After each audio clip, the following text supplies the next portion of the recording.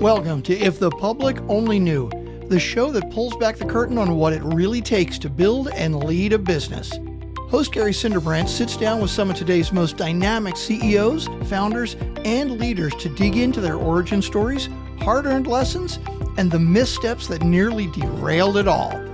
These are unfiltered, no-hype conversations designed to inspire, challenge, and fuel your own journey. Now here's your host, Gary Cinderbrandt.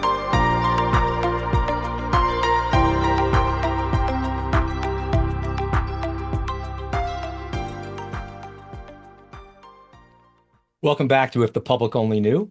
I'm your host, Gary Cinderbrandt.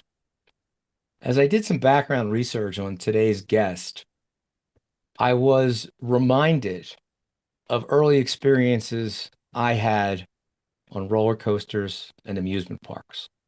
Growing up in South Jersey, near two towns that had a lot of these things, especially Wildwood, New Jersey, I would always look forward to going down on the boardwalk and going on these insane rides. Apparently, I wasn't the only one that was fascinated by these things. Today's guest, Geoff Thatcher, CEO of Creative Principles, took it a little further than I did as an occasional visitor. And at age 14, actually was working at some of these parks. And I think that the energy that you detected at that point in time must have triggered something in you, because you kind of stayed along those lines your entire career and ended up doing something which I think is absolutely amazing from what I've seen. And I can't wait to hear the story. Geoff, welcome to the podcast. Thanks, Gary. And it goes back even further than that. My family moved next door to Lagoon Amusement Park in Farmington, Utah when I was 5. Wow. And so I literally grew up hearing, you could hear the train whistle from my bedroom window. You could hear the lions roaring in the morning.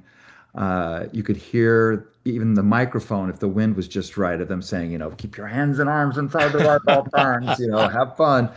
And this was an amusement park. So people don't understand how it used to be. But if you're old like you and I, and we have white hair and gray hair, we get it. But so it was open all the time. Anyone could go in. Like, Coney Island is still today, where you just go and you just buy tickets to ride the ride. So the park was open. So when I was like 8, 9, 10, 11, 12, 13, I was just a juvenile delinquent, running around the park, going to the penny arcade. We even, my parents busted me for this. I should never have done it, but we called it Yogi Bearing, where we would steal picnic baskets. Oh, God. I know it was horrible. I feel guilty today about it, thinking about that little kid who, we stole his KFC. And, there was an old swimming pool that had the big metal slides that came down, Yeah, sure. platform diving board. And, we just had a blast growing up next to the theme park. And sorry, it was not a theme park. It was an amusement park. So the name of the roller coaster was the roller coaster. The name of the Ferris wheel Okay. was the Ferris wheel. The name of the carousel was the carousel. There were no themes. It was just a bunch of rides and a midway and the games. And yeah, it was a great childhood. And then, of course, I had to shift from being this delinquent, this local brat who had tormented the lifeguards and done can openers off the platform to, drench the lifeguards. I had to Right. play ball tag, right? I had to shift from that local brat to actually getting a job there as an employee, as a cleanup boy at that swimming pool. Okay. So successfully navigated that challenge. And then, you know, uh, you know, y your introduction made it sound like I had some grand plan, and it really wasn't, because I think one of the things that we do a horrible job of as both employers of young people and educators of young people is letting them know about the world that's out there. I had no idea when I worked for 10 years at Laguna Amusement Park that there were actually jobs for people to create these rides and attractions, and that there were jobs to write stories for attractions. No clue. I mean, I thought I was going to be a journalist. And so, when I graduated from college, Lagoon offered me a full-time salary position, and I took the bold step to say no. And in their entertainment department, I was going to basically be continue to work as the stage manager for all the shows. But I said no, and I took a job as a junior editor slash writer reporter at at a newspaper. And So talk to me a little bit about, because this clearly was in your blood. You grew up obviously next to one of the world's greatest playgrounds in your backyard. Where did journalism come in?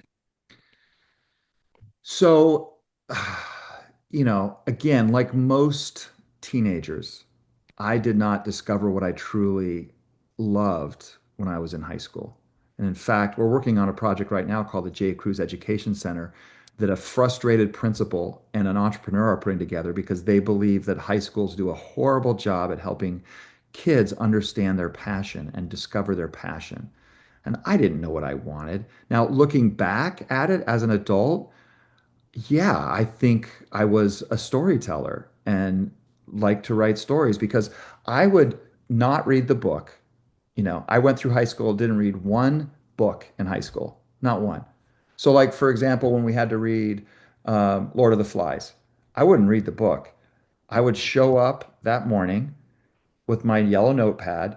I would go talk to students that were hanging out before school at on the stairs and stuff. And I'd talk to them and say, "Hey, well, tell me who is the star or the protagonist of this book, and who is the enemy? Who is the bad guy? And what do you think the book was about?" And I just interview people, and then I would write it down, hand it in, get a B or a C. And my parents weren't paying attention. I have 10 brothers and sisters. And so, you know, they were too busy putting out fires to deal with me. So, uh, just, went through all of 4 years of high school without reading one book.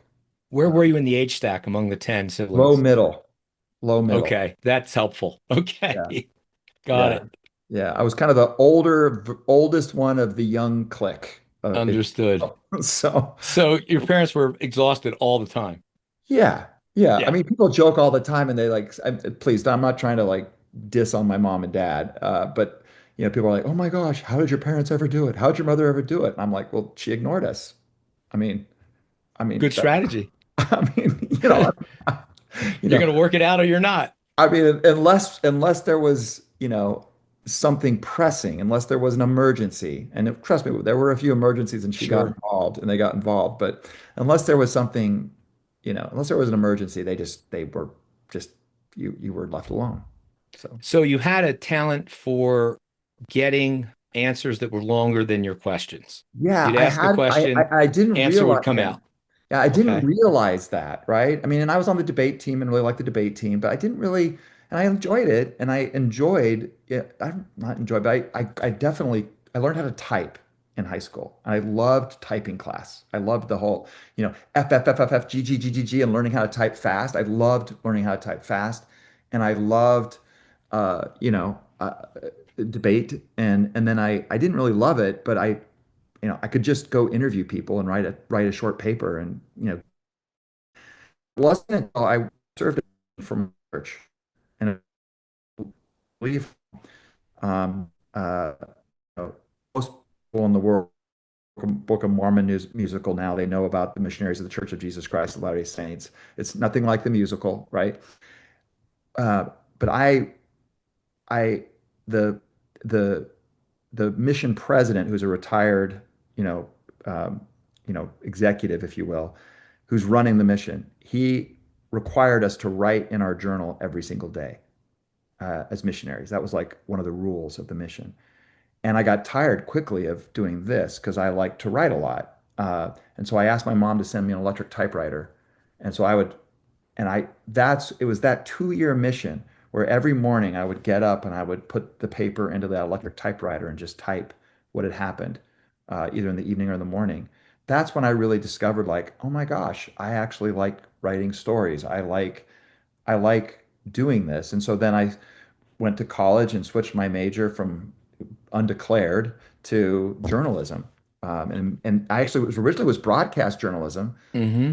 but I didn't get to write enough in broadcast Let's journalism. back up. Let's back up just a little bit because when you were interviewing the other kids around the book that you didn't read, when did it dawn on you that you were able to kind of assemble a narrative from a series of particularly disjointed or unconnected answers? Never Did that did. strike you at all? Nope, never dawned on me. I was just being lazy. It Well, never clearly dawned that, on but me that it clearly would that's count. that's a skill. if you think It about it. was. I You weren't mean, writing bullet points of what you heard. You were creating a narrative around a fact pattern. yeah, and again, not to diss on high school, but if any of the teachers or the counselors would have been paying attention, they would have seen that as a skill. But my high school counselor thought I should be a mechanic, an auto mechanic. Mm. Nothing wrong with auto mechanics. My dad was a mechanic and, very, ingenious with fixing things, but it wasn't for me, for So sure. you didn't recognize this Didn't know. as a rare skill at the time. So now we're on to moving in the missionary area. And instead of, again, writing down the bullet points, which would have been perfectly acceptable in the journal, you're creating allegory. I am. I'm writing stories.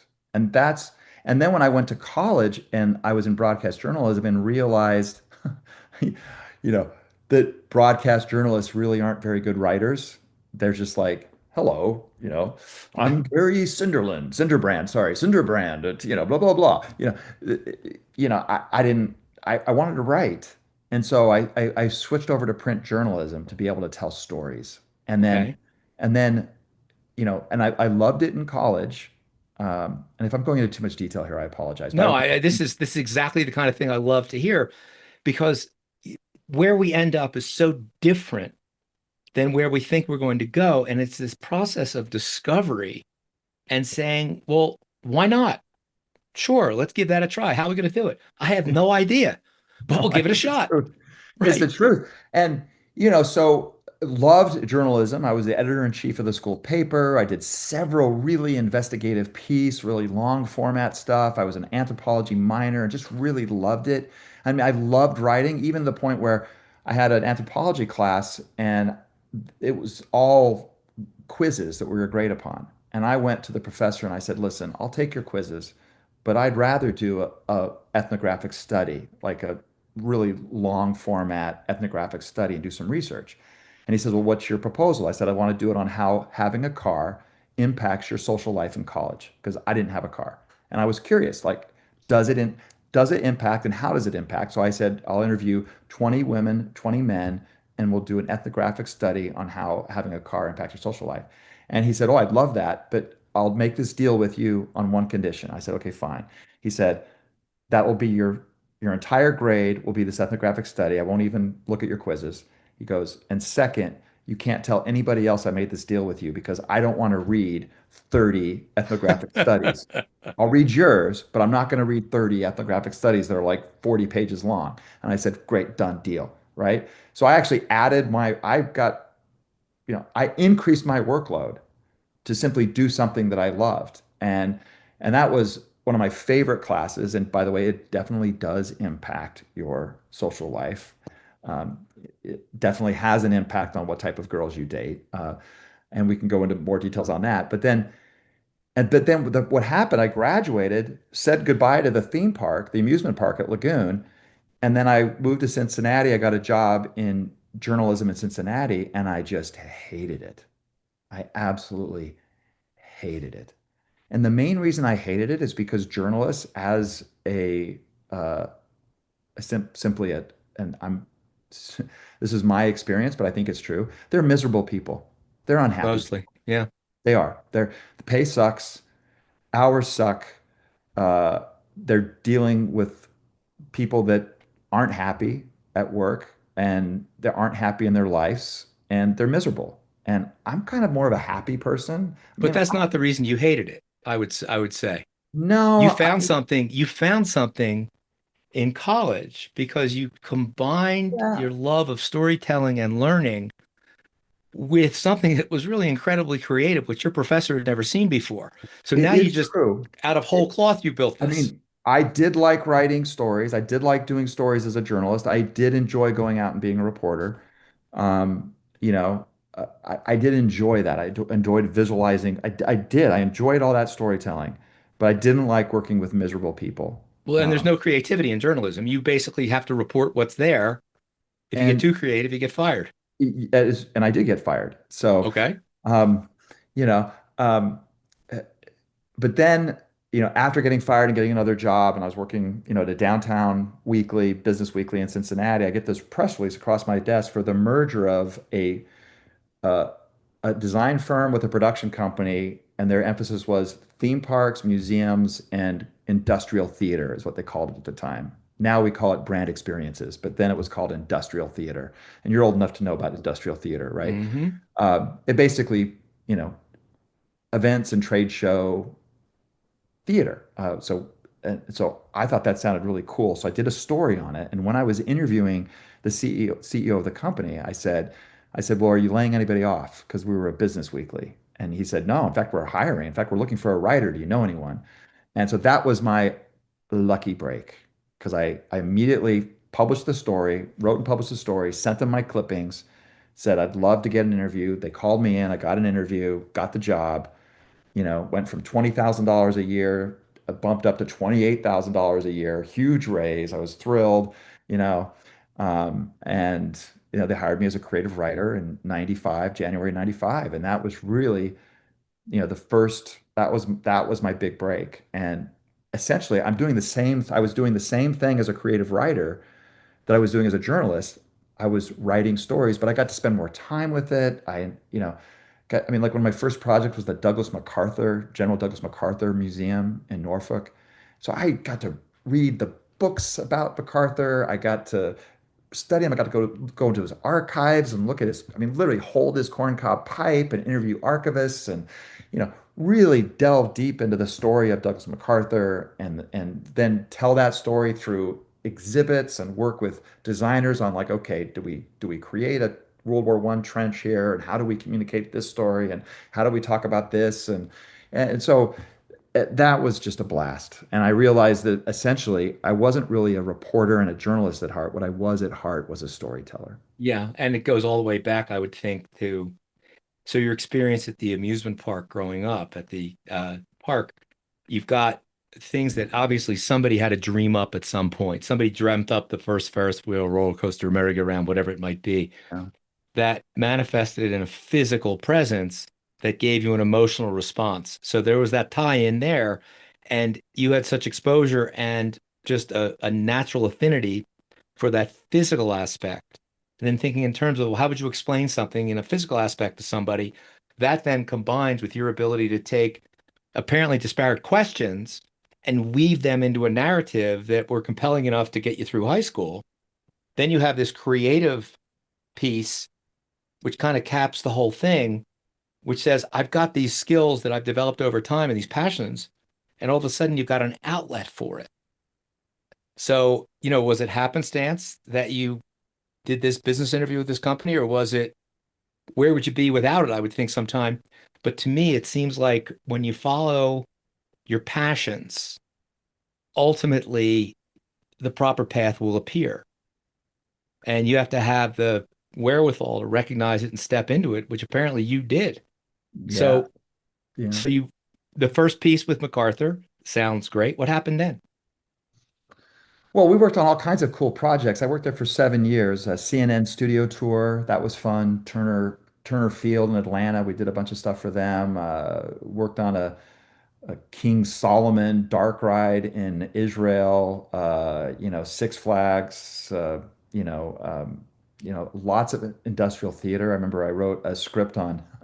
It was so stupid. It was ADT, the security company, Sure. and we get a call from we're on the phone. We didn't do video conferences back then. We're on the phone with the marketing manager, and he's literally like this old gruff guy that's been there forever. And he's like, yeah, at these trade shows, we just used to bring in the penthouse playmate of the month, and everybody's lined up and got her autograph and picture, and we sold them while they were in line, but we can't do that anymore. So I don't know, we got to do something, it was like, um, you know, so we came up with essentially a James Bond riff play about, this guy named Q, not Q, it was R. His name was R instead of Q because I couldn't, You and was taken. yeah, Q was taken, and then he had his Bond girls next to him, and but they weren't Bond girls. They were I don't know what we called them, but it was stupid. And they all talked about the technology of ADT and how it was going to be better. And so everybody was happy because they were basically like, hey, we still need to have something with girls in it to attract the men in, but we can't, again, that was that was long, long, long time ago. Um, but uh, but yeah, we did a bunch of industrial theater, and then like most, young 30-year-olds, I wanted to make more money. I had two kids. I had a third on the way, and I wanted to make more money. And I got the best advice ever from Dan Schultz, who was the vice president of operations, basically the chief operating officer for this big design firm that I was working at. And I had thought I'd be at this design firm my whole life. I loved it. I loved designing theme parks and museums and everything, but I needed to make more money. I needed to support my family. My wife wanted to stay home and be with the kids, and I needed to make more money. It was an imperative. So I'd been bugging them for 2 years about making more money. And finally, Dan, the chief operating officer, pulls me in, and he thinks he's actually helping me, and he was, but in a way that was different. He basically said, "Listen, you're a creative writer. This is what creative writers make. You're not going to make more money here. Period. Right? We'll give you a small percentage increase every month, but this is it. This is what you do. There's not anything more." Right? And he was basically trying to tell me, stop complaining and do your work. Right? But for me, it was the best advice I ever received from a manager, because it was like I immediately knew then, well, then I have to leave. Right.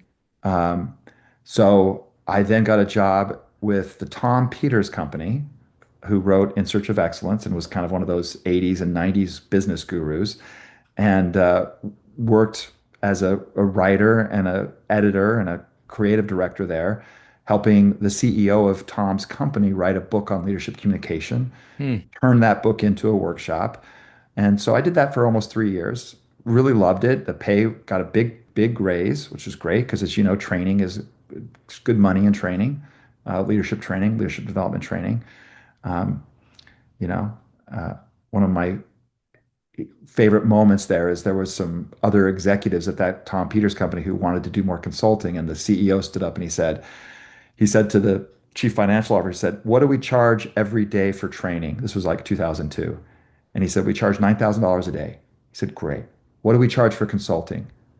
And it was 1,500 a day. And he's like, "We're a training company." End of story, right? End of story. We're not a consulting company. Um, but really, really enjoyed it there. Really enjoyed ghostwriting a book, doing the research for the book. Um, but when they hired me, one of the deals I made with them is I said, "Listen, I want to freelance freely." Because when I was at that design firm, I was trying to make more money. So I was freelancing on the side, actually helping them write this book, but I had to keep it a secret. Uh, and I said, I don't want to keep that a secret from you. I want to be able to freelance back into the creative side, doing experience design, but I don't want to keep it a secret. I want it to be in the open. And they said, yeah, Tom Peters, new way of work, great. New world of work, great. They were totally cool with it. Um, and the other thing that happened there was they weren't willing to give me the title creative director when I joined. And so I said, I'll only join if you don't give me any title. Like I said, when you announce my hiring, you just say, Geoff has been hired to help write and create this book and turn it into a workshop. I said, do not give me a title. I don't want a Were title. you were you client facing at that time? Were you running the workshops or dealing with Not yet. anyone? No, I Okay. wasn't. I wasn't client facing yet. I eventually was client facing, after about 18 months there. But my first year there was really just focused on finishing the book, Hmm. and helping with support. But then we went through a little bit of a recession, and the company went from 60 employees down to about 15. And I survived that, and picked up a lot of different responsibilities, which was great. I loved it. Um, and what was fantastic is they kept coming to me and saying, "Well, we want you to pick up this extra responsibility. We can't afford to pay you more." And so I said, "Fine, don't pay me more. Just give me more vacation days, and I'll freelance with those vacation days, and so I'll be able to make up the difference." And they were like totally cool with that, which was great. Um, and so it was a great company, a very forward-thinking company at the time.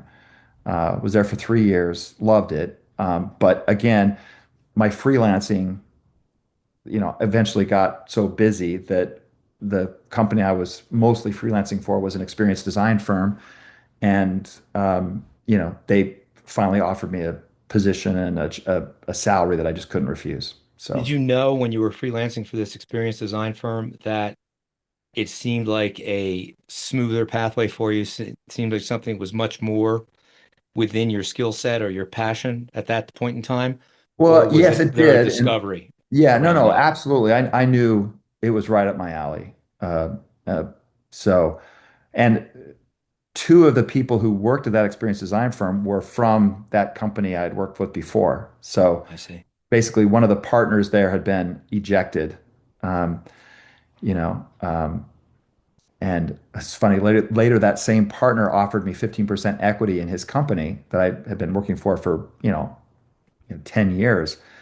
And I said no. And he said, well, why don't you want equity? And I said, I think a minority partnership means exactly what the majority partner says it means. And so I'm not interested in equity. I said, we can sign a contract that gives me a bonus if you sell the company, but I'm not interested in equity. Um, and he was really offended that I wouldn't take a equity interest in his company. But I still believe this to this day that, you know, uh, you know, partnerships are a bad idea. And a minority partnership means whatever the majority partner says it means. And people think it's the panacea to have a 10% piece of equity in the company, and it means nothing. It I means agree. No, absolutely nothing. I'm with you on that one. So if you had to explain to somebody this concept of experience design, how do you describe that? Experience design is about translating a story into a physical space. Okay. So you move in that direction. Now you've got to be out and about because you're dealing with physical spaces that are Yeah. apparently all over the place.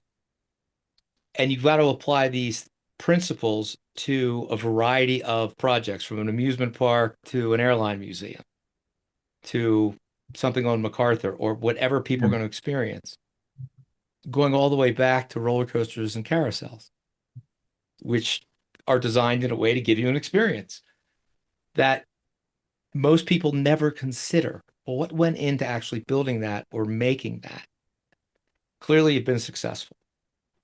Now we're in a world where experiences are, I think, in less, they're less available than they used to be because we spend half our time doing this, staring Mm. here, which I don't consider to be the physical world. So, No, it's not. so to No. compete for eyeballs, you've got to be doing something that's, I assume, pretty spectacular. It doesn't always have to be spectacular. Um, Sometimes I think creating a memorable experience just isn't about having a big budget. It's not Hmm. just about, I mean, you know, Disney has created some lousy experiences over the years. Yeah. Lousy, right? It's hard to create a great experience. You know, and a friend of mine in the industry says that basically experience design is like doing research and development on a budget and on a schedule. Because when you come up with something that's truly innovative or unique, you don't no one's ever done it before. So, Right. like when we did the College Football Hall of Fame, our idea there, again, translating a story into physical space. So the story is the tradition and the passions of college football. That's the story. And there's a lot to that, but that's the story. It's the tradition and passions of college football.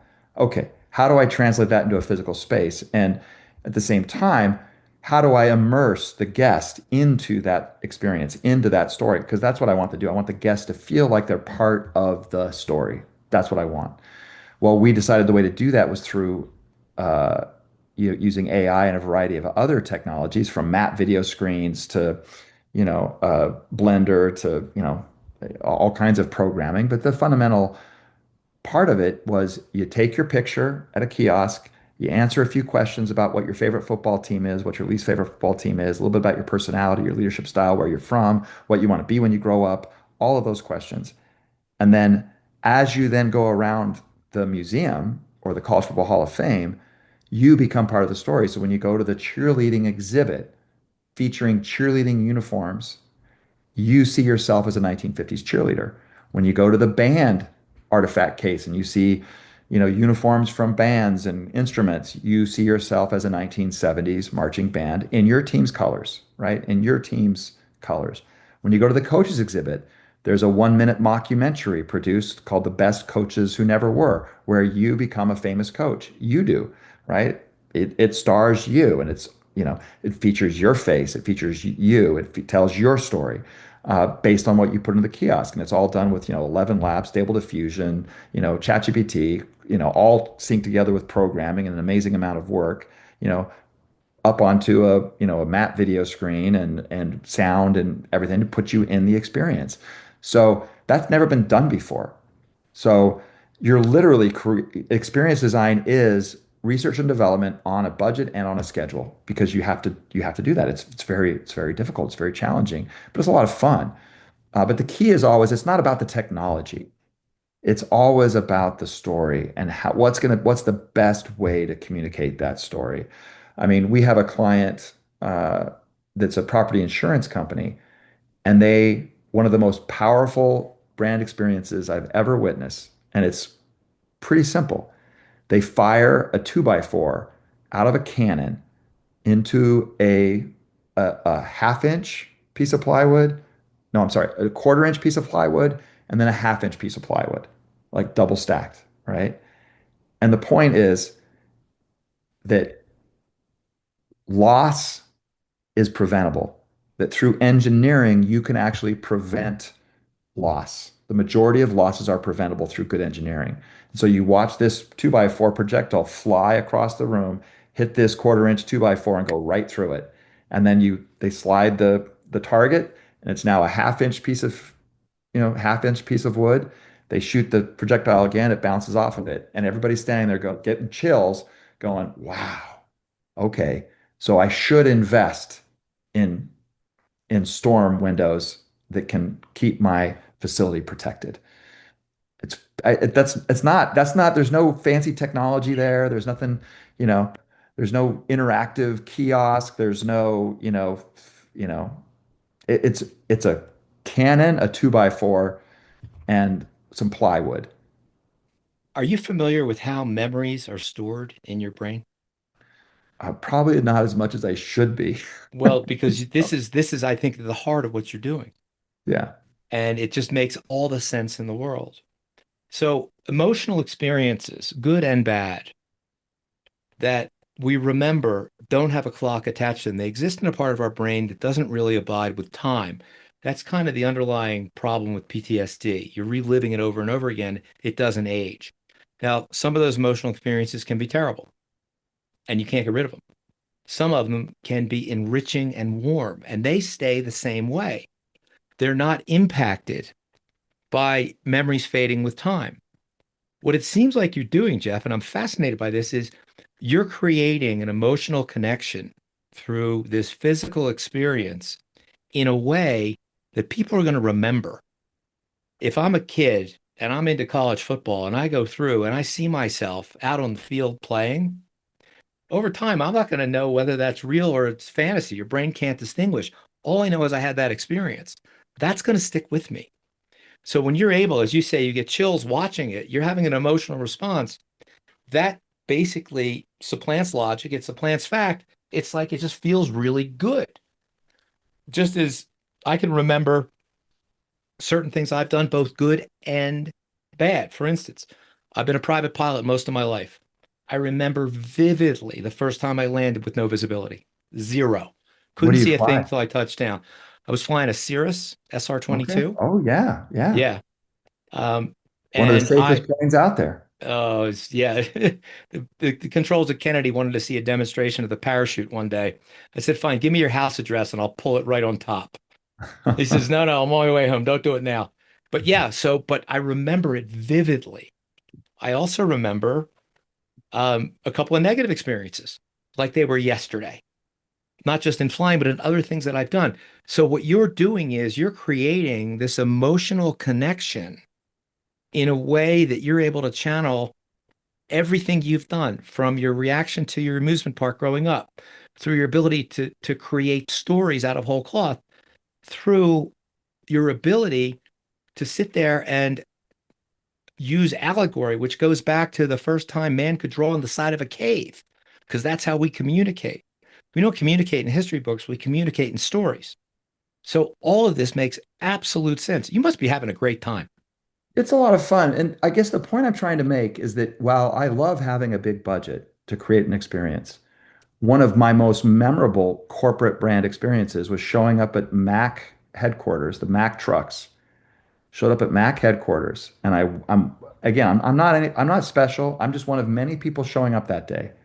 And I walk into their corporate headquarters in Pennsylvania, and this woman who clearly has worked there for a long time, right? And is not a security guard. Because most of the time what happens, you show up at these corporate headquarters and you're greeted by somebody in security, and there's nothing memorable about it in a positive way, right? They're just gruff and, but she's a been there a long time, very nice woman, and she gets up, she walks around the front desk, comes up to me, pins a bulldog logo on my lapel and says, "Welcome." And I'm like, I feel special, right? I do. I get the chills right now thinking about it. She Yeah. made me feel special, right? And again, I was a vendor who was coming to bid on a project that we lost. I wasn't important, right?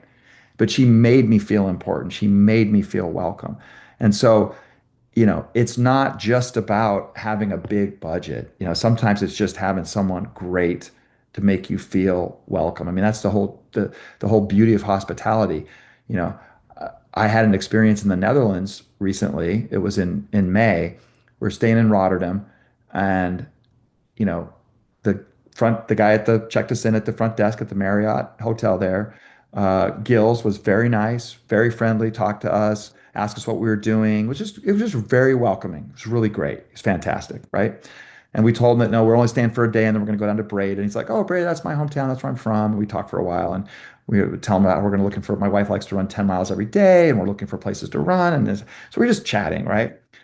The next day, we're in the lobby of the hotel in Breda, which is an hour away, right? 1 hour away. And who walks in was the guy from the hotel the day before with a piece of paper with some suggestions on where to run.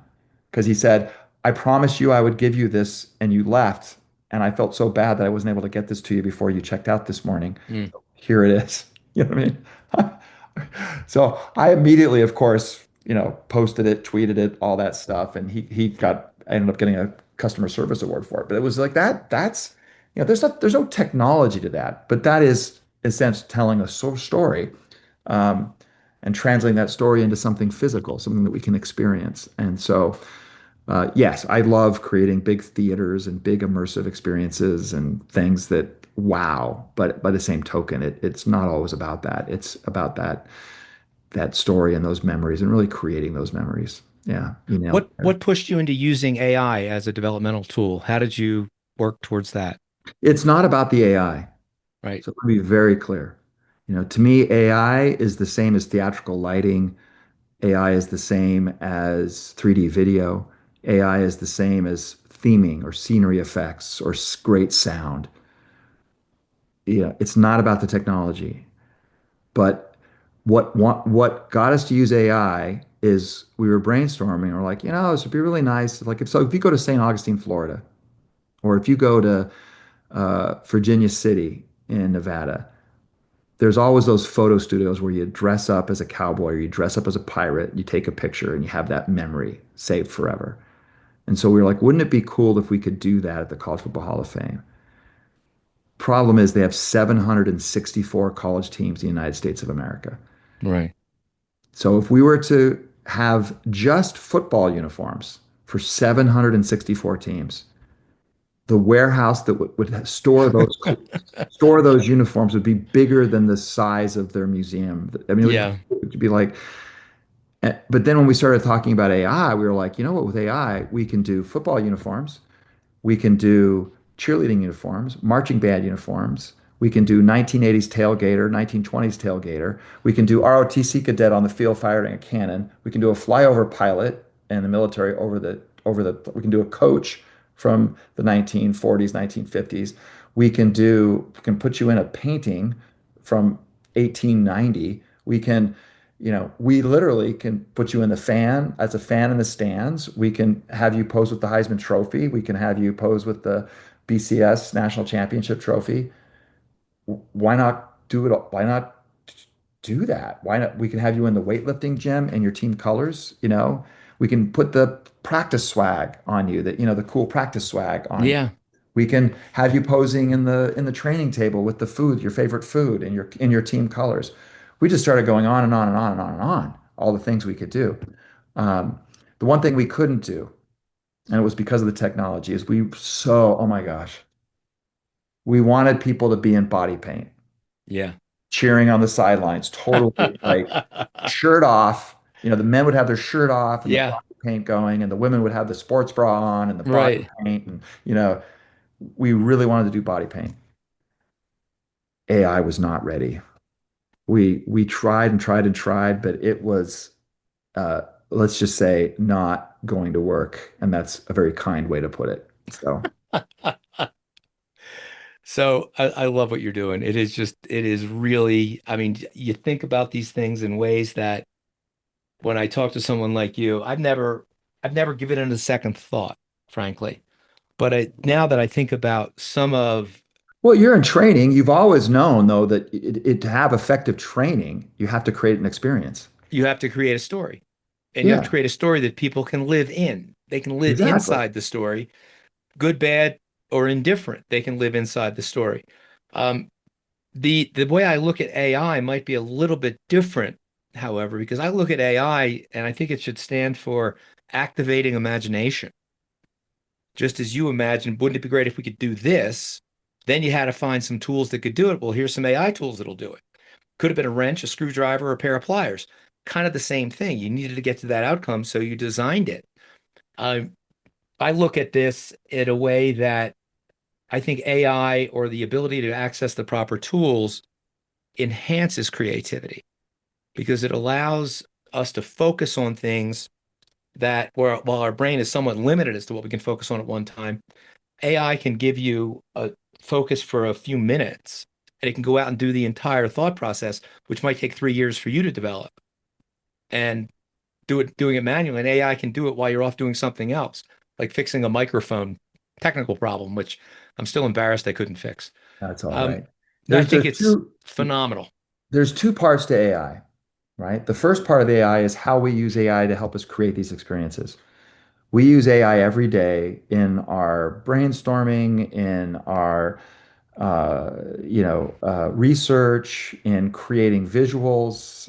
Every rendering we create, and we have real human beings who create those renderings, but they use AI. So, for example, we were just doing a rendering this week of a home made of credit cards and currency. Well, we ended up doing it by hand, but the first studies, the first, reference images that our designer created were out of AI. And so, that's what we do. We create something in AI to help us as a reference image Sure. and then by hand we have to create it. And of course, when we're in a charrette or a brainstorming session and somebody has an idea and like spits it out, like, hey, let's do a new exhibit where we project the experience up onto a bunch of letters or something. I'm just making that up, right? Well, now you can go in and literally you're taking notes, but you're taking notes in AI. So you would say, write me a creative treatment for a projection mapping experience with, the entire alphabet, in 5 different languages as a sculptural element on a wall, go, right? The main message is this, this, and this, and this, go. So while you're taking notes, you're generating real-time creative treatments. And then of Sure. course you have to go back and grab those and delete a ton of it and add stuff into it and all that stuff. So there's that part of AI, which is just like using AI to create and to help you create faster.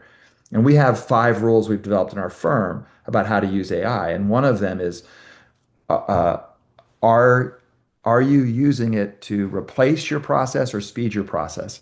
And if the answer is replace your process, then stop doing what you're doing. If you're using it to speed your process, then that's fine. Keep going. Another one is, are you using it to make things easier or better? If it's not better, don't use it. It has to be better. Only use AI if it's making it better, because it's not just about making it easier. It has to be better. Another is, are you allowing AI to eliminate inspiration and learning? So, for example, when we're on a call, we very rarely use AI to record what's happening unless we need a transcript, because we believe that actually taking notes is a creative process, and Yeah. you're denying yourself inspiration if you let AI take over. If you delegate that task to take notes, you're actually suffering. Your creativity is suffering because you're not going to get the spark of the idea that comes while you're actually taking notes. Right. So and then you know the other one is I'm a writer, so I still write. We have designers, they still get their pencils out and design. Don't let AI replace you.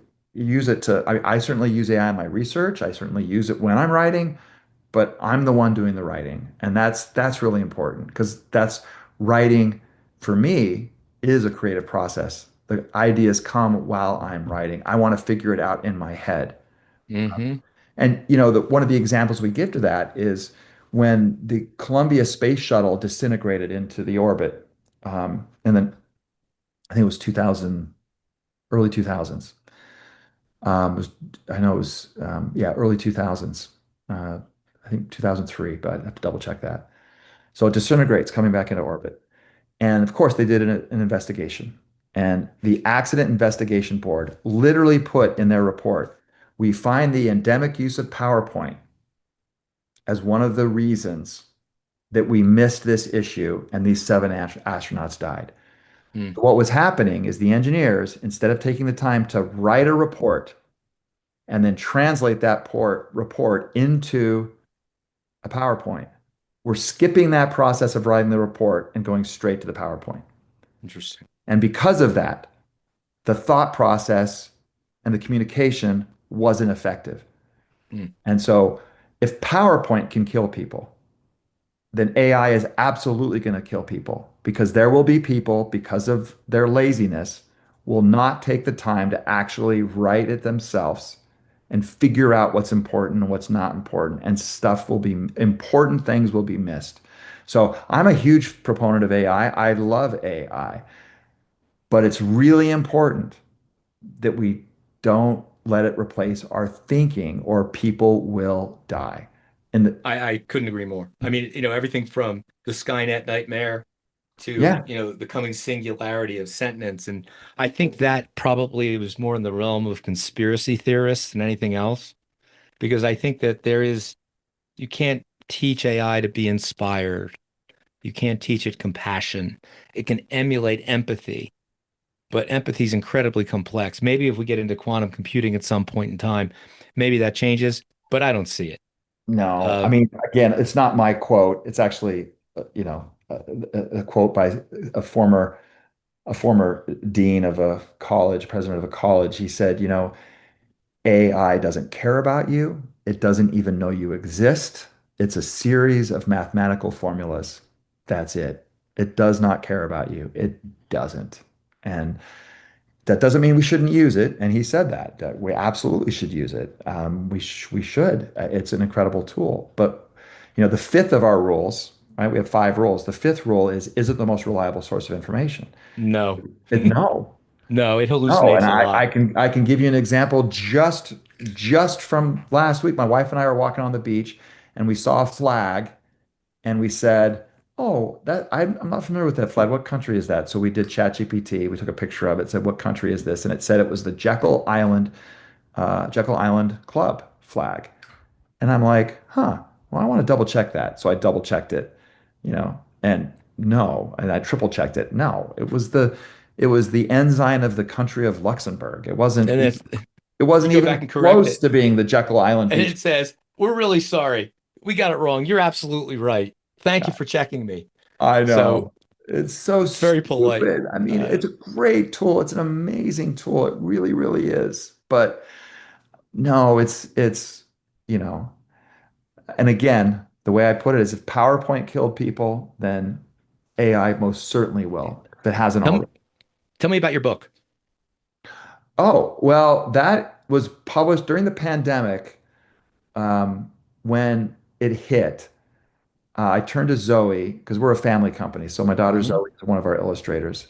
I turned to Zoe and I said, you know what? You know that book that we've always talked about doing? I said, let's do that before the lockdown ends. We have 3 weeks. So I had kind of a rough, version of the book done. It's called The CEO's Time Machine.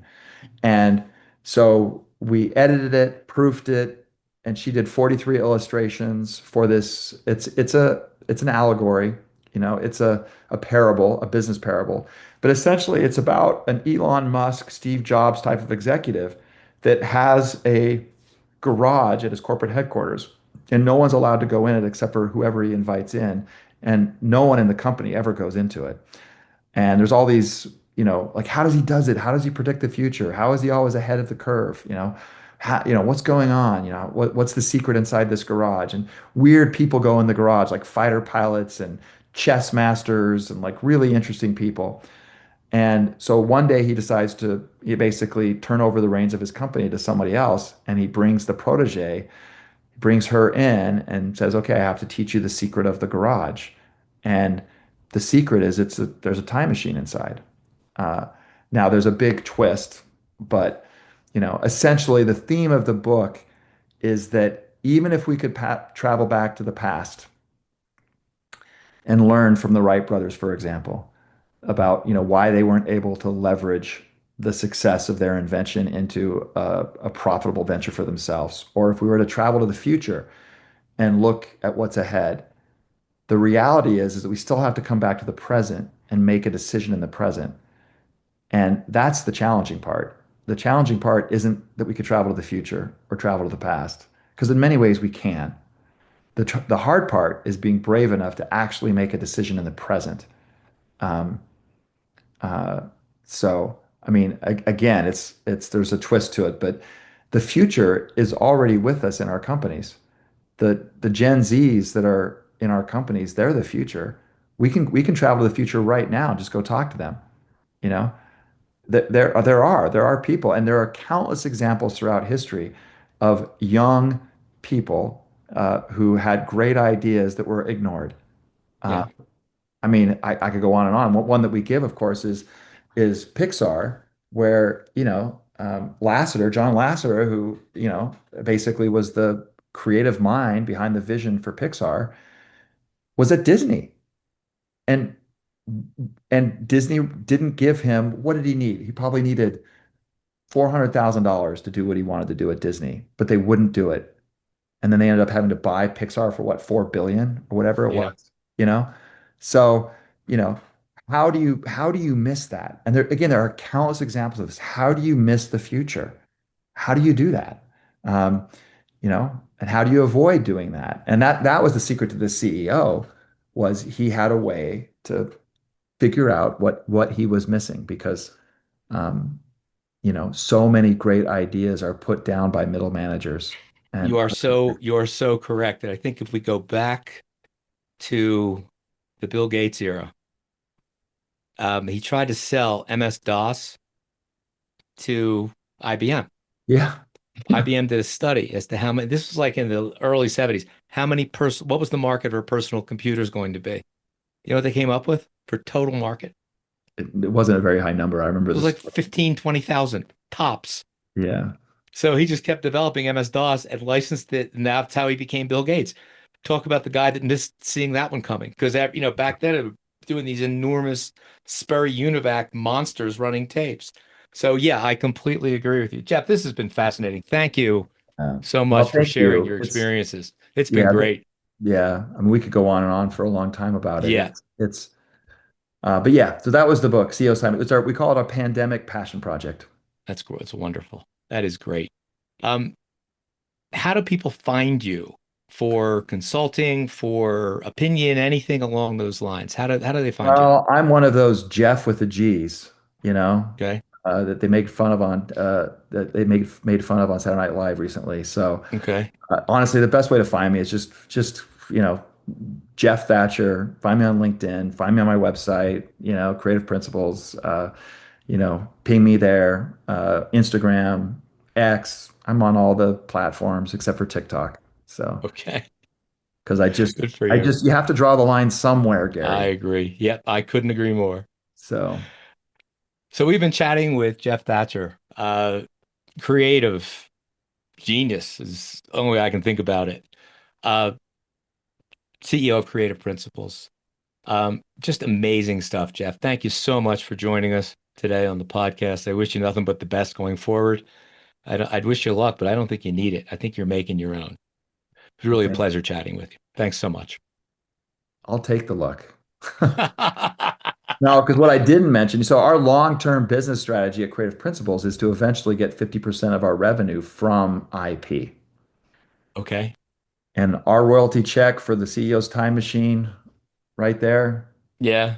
$79 last year. There you go. So Hey, it's the we number that's have a not a long, zero. we have a long ways to go. I have a feeling you keep your mind on it, you're going to get there. Actually, this is the exciting part. We actually, so the CEO's Time Machine was self-published, and then this book right here was our daughter Zoe. This one was self-published this year. That's So, beautiful. so our first two books were self-published, right? Did she Voice. do the art on that? Oh yeah, she did all the art. Yeah, Oh, that's it's fabulous. illustrated throughout. So, and then Zoe did the art for this book too. So, Nice. anyway, sorry. But my point is, so we did these two books, self-published, a hybrid, if you will, self-published.